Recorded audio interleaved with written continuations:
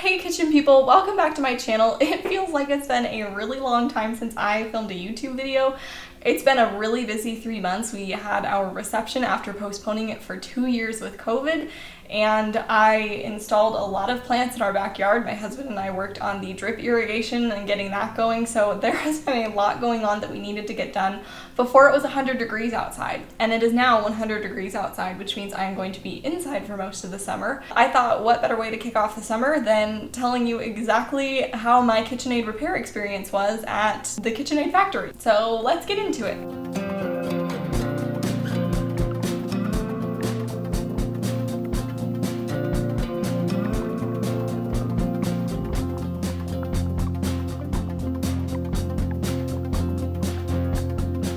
I would like to start by saying that I know many people who have had their KitchenAids for 15 years and they have never had an issue. My mother, I believe, is one of those. I have friends who have had KitchenAid mixers for only 5 years, they've never had an issue. I know people who have had their KitchenAid mixers for 20 plus years and they have never had an issue. This baby is 2 years old. I got it at my bridal shower and it has served me well for the last 2 years, but I noticed that it started making a very annoying screechy noise that I will play for you right now.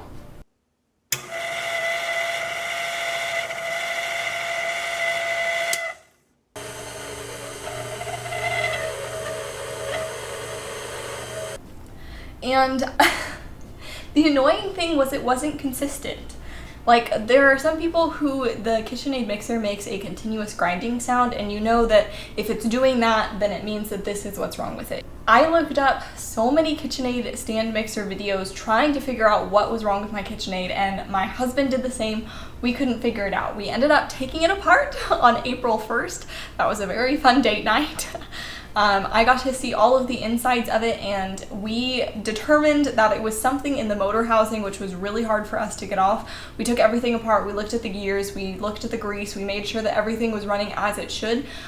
We plugged in the motor housing by itself, so just this top part. We didn't have the planetary attachment, so it was just the motor that was running, and it was still making the same screechy noise. So that told us that it was something in the motor housing. It wasn't any of the gears or the parts that were related, but we couldn't get into it. It was just hard to get into. We figured, let's send it into a professional. I ended up calling KitchenAid's small appliance repair line, and they told me that I had 2 options available. I could either get it diagnosed and fixed by an authorized service person, or I could have it sent in to their factory in Ohio where they would deal with it themselves. I originally thought that the shipping was going to be outrageous, but it was only $42 to send it both ways. So that's $21 one way. That was incredible to me. I was pretty much sold. There was also a $25 diagnostic fee that went towards diagnosing what the problem was, and then if I chose to have KitchenAid fix it at their factory, then that would go towards labor and parts on my total bill. I could also choose to not have it repaired at KitchenAid if I thought that I could find it cheaper elsewhere. So then I could have had them send it back unrepaired, and then I could have taken it to somebody else where they could have done it, or I could have done it myself if I had really felt like it. I told them that that sounded great, and they charged my credit card about $75, and then we got a box in the mail a few days later that I could put my KitchenAid in. I paid for all of those shipping materials on April 25th, and then I received the box on May 3rd, which is a pretty good turnaround. I looked through the box and read all of the instructions very carefully because I wanted to make sure that 1, my KitchenAid was packed carefully, and 2, that I made sure that I followed all the directions so that it would get sent back to me. They had me fill out the model number, the serial number, a description of what the problem was, which I wrote a big old thing talking about how screechy it was, and they probably rolled their eyes, but it's fine. Once I had everything packed up according to their specifications, I dropped it off at a mail center on May 5th. Then on May 10th, I received an email notification that they received my unit and that it would be serviced in the order that it came. They were estimating a wait time of 3 to 4 weeks, which was perfect because I got that email as we were loading the car for our reception, and I figured I'm not going to be baking for at least 2 weeks anyway. This works out really well. So we had our reception. It was just the most wonderful time. And then came the waiting. It did scare me a little bit in that waiting period because there's a fine print section that says if they don't hear from you within 30 days, they reserve the right to dispose of your unit. and the overthinking part of myself kept going, what if they tried to contact me and I didn't see it and they didn't leave a voicemail and they're going to dispose of my unit? It was fine. They called me on June 1st and told me exactly what the problem was and how much it would be to fix it. The authorization to fix the KitchenAid was only about $98, which for the parts and the labor sounded reasonable to me. I verified it later online, looked up the exact parts that they told me, and it was about right, so we figured that was a great deal. I got this fully repaired for about $170, and I still have all of the memories of this one being given to me at my bridal shower. Something I really appreciate about this too is that it comes with a 1-year warranty, so if it starts making that screeching noise again, I can send it back into KitchenAid, and they cover labor and shipping, so I will only have to pay for parts, which is a fairly good deal considering if I took it to another service person, I would have to pay for all of that. I authorized the service on June 1st, and then on June 2nd they sent me a tracking label in my email, so I knew that they had completed the service on June 1st or early in the morning on June 2nd, and then I was able to anxiously await my KitchenAid for the next week. The shipping took about a week and it was supposed to arrive on the 8th. I got a notification on the 8th that it was delayed, which was very sad because we were having our porch ripped out and then new concrete laid, which meant it was probably going to be delivered when the concrete was new, and that was just going to be a problem. But then it ended up showing up magically at my doorstep on the 8th at 6:30 p.m. So I don't know what happened, but my KitchenAid made it back to me.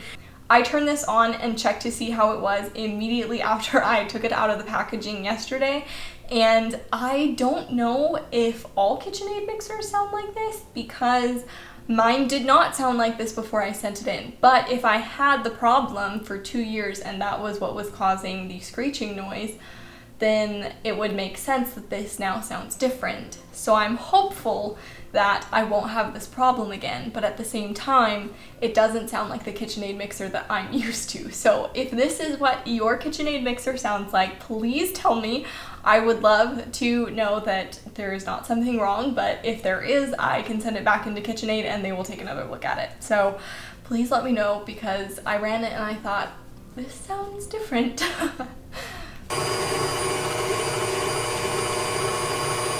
And overall, the condition was really good. The thing that I was most curious about in this whole process was if I would be able to tell if it was my KitchenAid shipped back to me or if they sent me a similar refurbished model that was just in the same color. There are 3 ways that I know that all of these are mine beyond just the serial number. 1, there is a little mark on this planetary attachment from when we took it apart earlier.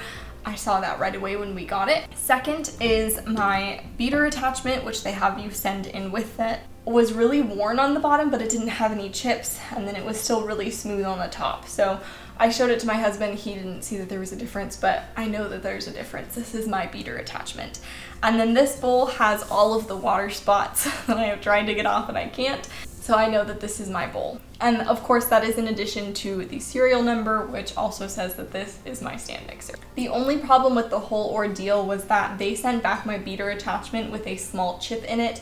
I noticed when I was washing to make sure that I had any factory dust out of it before I start using it for other things, that there was a small chip on my beater attachment that got stuck on the sponge. And I called KitchenAid. I said, hey, I just got this back yesterday. I noticed that there is a chip in my beater attachment.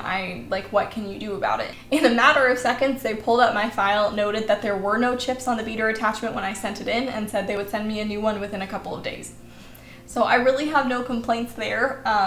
Yes, I'm sad that my original one was chipped, but that means that I have an extra beater on the way. So can't really complain with that. The total time from when I first called KitchenAid and ordered the shipping materials to when I received it was about 6 weeks. I called on April 25th and I received my stand mixer back on June 8th. Overall, this was a pretty great experience. I joke that I have the worst luck, that I'm cursed with all of my shipping because we have had the worst luck with getting items here in one piece from Target, Amazon, Crate and Barrel, you name it. And I actually had a really good experience with this. I felt like I was kept in the loop. The pricing was excellent. We couldn't find better really anywhere else. They did take decent care of the KitchenAid. Of all of the things that they could have damaged, I would have much preferred it be the bowl or the beater that they had me send in with it. The whole body of the stand mixer itself is fine. I can't see any damage there. And then overall, the peace of mind with that 1-year warranty is definitely worth that $170 in the 6 weeks without the stand mixer. If I have the same issue come up in the future, I can send it to them. They will cover labor, they'll cover shipping, and all I'll have to pay for is parts, and even that I feel like I might be able to work with them on. So if you're having issues with your KitchenAid stand mixer, I highly recommend calling the KitchenAid small appliance repair line. They will set you up so that you can enjoy baking again. It's so much fun having a stand mixer again instead of an empty bowl on my counter. It just looks so sad. So very happy to have my baby back. I will say it was kind of fun trying to figure out new recipes with just 1 or 2 bowls that didn't require a stand mixer, but I am really glad to have it back. I did really miss having a stand mixer when I tried to do pizza dough because I was needing that for like 20 minutes by hand, and normally my stand mixer can get it done in like 8 to 10. So all that to say, I am very grateful that I have my stand mixer back. Thank you so much for watching this video and for being patient with me as I took my 3-month-long break. It was entirely unintentional, but I have so many good things coming your way this summer. I have ice cream recipes up the wazoo. We just got an ice cream maker and I'm so excited to share them with you. I hope that if your KitchenAid mixer is having problems that you're able to get them fixed shortly, and if you're not, then I hope that this video was entertaining enough so that if you do have problems in the future that you'll be able to send them into KitchenAid and you'll feel comfortable doing so. Again, thank you so much for watching this video and I'll see you in my next one. Bye! I'm so glad you're home.